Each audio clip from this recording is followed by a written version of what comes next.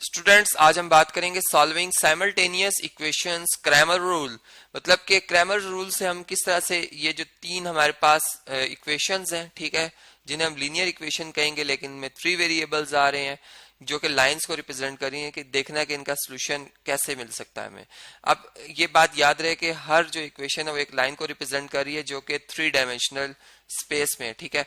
और अगर ये तीनों लाइनें एक ही पॉइंट से गुजरेंगी, जैसे फर्ज करें फर्स्ट लाइन है, ये सेकंड है और ये थर्ड है, तो ये पॉइंट जो होगा बेसिकली ये वो पॉइंट होगा जो कि इन तीनों का कॉमन पॉइंट है, जिसे हम पॉइंट ऑफ कॉन्करेंसी कहते हैं। ये हम ढूंढने जा रहे हैं और ये पॉइंट हमें जो है क्रैमर रूल से जो एक फार्मूला उसमें बताया गया उसके जरिए हम इस पॉइंट को फाइंड करेंगे। तो सबसे पहले तो हमने देखना है कि ये लाइन जो है कि आपस में इंटरसेक्ट भी करती हैं, मतलब क्या इनका सोल्यूशन भी है या नहीं।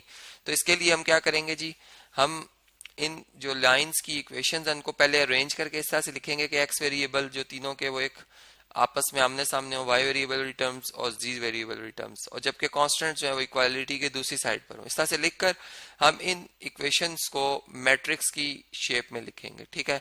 सबसे पहले आप जानते हैं इसमें कि हम जो है वो कोफिशिएंट मैट्रिक्स बनाते हैं, ठीक है, जो कि ए से जाहिर किया जाता है। अब इसमें जो कोफिशिएंट मैट्रिक्स बनेगा, इसमें पहला जो कॉलम होगा वो एक्स का होगा, दूसरा वाई का, और तीसरा जो होगा वो जी का होगा, मतलब इनके कोफिशिएंट्स होंगे, ठीक है। अब देखिए एक्स के कोफिशिएंट में क्या क्या आ रहा है, 2 फर्स्ट इक्वेशन में, फिर 3 है सेकंड में, और फिर 5 है। जबकि इसी तरह से अगर आप y के कोफिशिएंट्स देखें तो फर्स्ट इक्वेशन में 2, फिर -2 सेकंड में, और फिर 1 थर्ड में है। जबकि लास्ट जो है z के कोफिशिएंट 1, -2 और -3 है, ठीक है। जबकि आप जो है जो इसके साथ मल्टीप्लाई करते हो वेरिएबल मैट्रिक्स, वो क्या आएगा जी, उसमें से फर्स्ट टर्म x है तो इसमें फर्स्ट एंट्री x आएगी, सेकंड एंट्री y आएगी और थर्ड एंट्री z आ जाएगी, ठीक है। जबकि इक्वल टू जो हमारे पास एक कांस्टेंट मैट्रिक्स बनेगा वो क्या आएगा जी, उसमें ये कांस्टेंट आएंगे पहली इक्वेशन के, दूसरी इक्वेशन के और तीसरी इक्वेशन के कांस्टेंट्स, ठीक है। इस तरह से ये ए मैट्रिक्स है, ये x है और ये बी है। अब चूंकि हम क्रैमर रूल्स को अप्लाई करें तो क्रैमर रूल्स के मुताबिक सबसे पहले तो हमें देखना होता है कि आया कि हमारा जो मैट्रिक्स है, जो कि चले अभी हम इस शेप में देख रहे हैं, कि इसका डिटर्मिनेंट भी मतलब क्या जीरो तो नहीं है, क्या ये सिंगुलर तो नहीं है। मतलब डिटर्मिनेंट जीरो होने का मतलब है कि आपका मैट्रिक्स जो है वो सिंगुलर है, और सिंगुलर हुआ तो फिर इसका मतलब है कि आप सोल्यूशन फाइंड नहीं कर सकते, ठीक है। यहाँ पर इन्हीं एंट्रीज को मैं कॉपी कर लेता हूँ, इनको यहाँ से हम कॉपी करते हैं और यहाँ पर पेस्ट कर लेते हैं। चलें जी, या चलें इनको लिख लेते हैं, यहाँ पर थोड़ा सा टाइम लग जाएगा। 2, 3, 5, ठीक है। फिर इसी तरह से 2, -2, 1 और फिर 1, -2, 3। अब देखिए इनका डिटर्मिनेंट ओपन करने का ये तरीका होता है कि आप फर्स्ट जो एंट्री है, ठीक है, इसको इसके को फैक्टर से मल्टीप्लाई करते हैं। को फैक्टर में माइनर आता है और -1 की पावर आती है जितनी कि जिस रो जिस कॉलम में ये एंट्री होती है। जैसे कि आप देख रहे हैं फर्स्ट रो में और फर्स्ट कॉलम में है, ठीक है, तो 1 + 1 मतलब ये -1 का स्क्वायर बन जाएगा जो कि +1 आता है, मतलब इसके साथ पॉजिटिव साइन आएगा। और इसका माइनर जो है वो बेसिकली ये जो एंट्रीज में भी लिख रहा हूँ आपके सामने, इसका डिटर्मिनेंट लेंगे, इस एंट्री को इससे मल्टीप्लाई करेंगे, इसको इससे, मतलब इनका डिटर्मिनेंट लिया जाएगा जो कि 2/2 जो मैट्रिक्स होता है उनके डिटर्मिनेंट को जैसे फाइंड किया जाता है, बिल्कुल वही तरीका है यहाँ पर। तो ये आप देख सकते हैं ये -6 + 2 आएगा, जो कि -6 + 2 जो है वो मल्टीप्लाई होने के बाद क्या बन जाता है जी, बल्कि ये यहाँ पर -3 है, ये बन जाएगा 6 + 2 जो कि 8 बनता है, ठीक है। अब हम इन्हीं एंट्रीज को जरा नीट करके लिखते हैं, ठीक है। मतलब 2 के साथ जो मल्टीप्लाई होगा डिटर्मिनेंट वो आएगा -2, यहाँ पे एंट्री के साथ माइनस का साइन था, -2, 1 और -3, ठीक है। अब नेक्स्ट टाइम अगर मैं डिटर्मिनेंट फाइंड करूंगा तो आपने इस बात को याद रखना है कि मैं किस तरह से इन एंट्रीज को आपस में मल्टीप्लाई करूँ। अब देखिए जो हमारे पास सेकंड एंट्री है इसके साइन चेंज करते हैं, मतलब अगर ये +2 है तो इसको -2 बनाते हैं, अगर -2 होगा तो पॉजिटिव बना देंगे, ठीक है।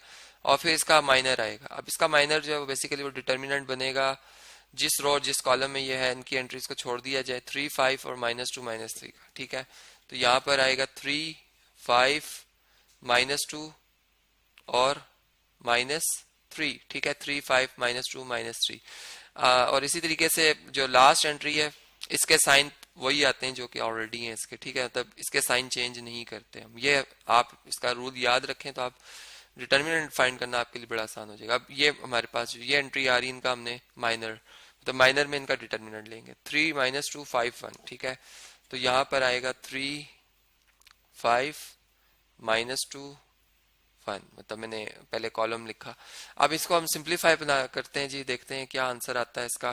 देखें यहाँ पर 2 मल्टीप्लाई होगा इनके प्रोडक्ट से जो कि 6 बनता, +6, और ये -2 है, लेकिन फार्मूले में भी एक माइनस होता है, वो माइनस और ये माइनस आपस में मल्टीप्लाई होकर क्या हो जाएंगे जी, पॉजिटिव हो जाएंगे। ठीक है, पॉजिटिव का साइन आएगा। इसी तरह से -2, अब देखें ये 3 से -9, मतलब मल्टीप्लाई होकर -3 से, और यहाँ पे ये -10 बनेगा, लेकिन फार्मूले का नेगेटिव इससे मल्टीप्लाई होकर +10 बना देगा। फिर इसी तरीके से +1 मल्टीप्लाई बाय 3, 1 से 3, और 5 -2 से -10, जो कि फिर +10 बन जाएगा।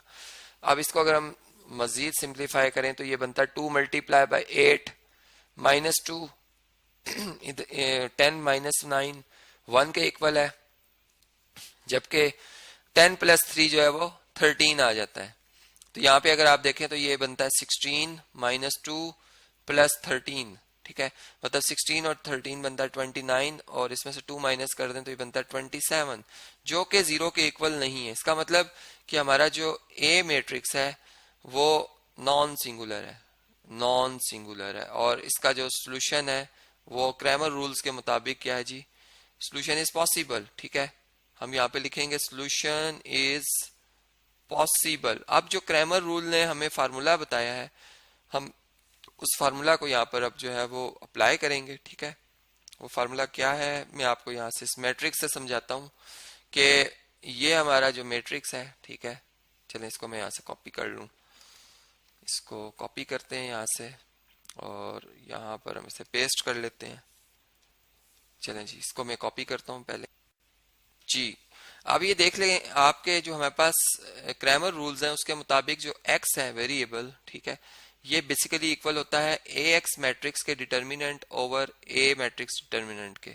ठीक है, मतलब इस रेशो को हम x कहते हैं। इसी तरीके से y जो आता है हमारे पास वो आता है a y matrix determinant over a determinant. ठीक है, और जो हमारे पास z वेरिएबल आता है वो इक्वल आता है a z matrix determinant over A determinant के। ठीक है, अब ए एक्स मैट्रिक्स का डिटर्मिनेंट कैसे बनेगा, अगर हम इसको देखें कैलकुलेट करना चाहें तो इसके लिए हम ये करते हैं कि जो एक्स वाला कॉलम है वो नहीं लिखा जाता ए एक्स में, वो 3 1 2 से रिप्लेस कर दिया जाता है 3 1 2 से, जबकि बाकी एंट्रीज जो है वो एज इट इज आती हैं, मतलब 2 -2 वाई वाला कॉलम और जो जी वाला कॉलम है ए मैट्रिक्स का वो वही रहता है। ठीक है, इस तरीके से हम ए एक्स फाइंड करते हैं। जब हम ए वाई की बात करेंगे, ए वाई मैट्रिक्स डिटर्मिनेंट की, तो इसमें फिर हम जो हमारे पास वाई वाला कॉलम है वो नहीं लिखा जाएगा, मतलब 2 3 5 आएगा। ठीक है, और जी वाला आएगा 1 -2 -3, लेकिन यहाँ पर अब क्या आएगा, बी आ जाएगा 3 1 2, और इसी तरीके से लास्ट वाले में फिर ये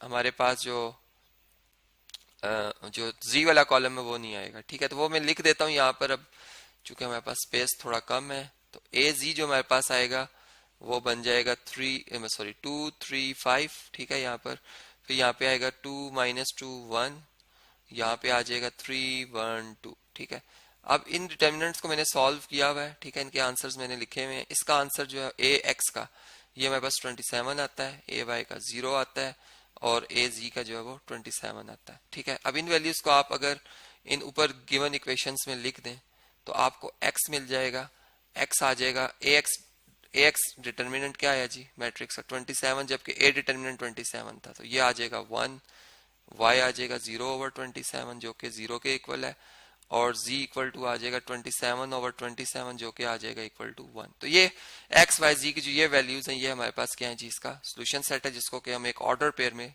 बल्कि ट्रिपलेट कहलाता है, यानी इसमें 3 वैल्यूज हैं x की, y की, जो कि 3 डायमेंशनल में है, इसलिए यहाँ पर 3 हमारे पास कोऑर्डिनेट्स आएंगे इसके। तो ये इस तरीके से हमने यहाँ पर लिख दिया।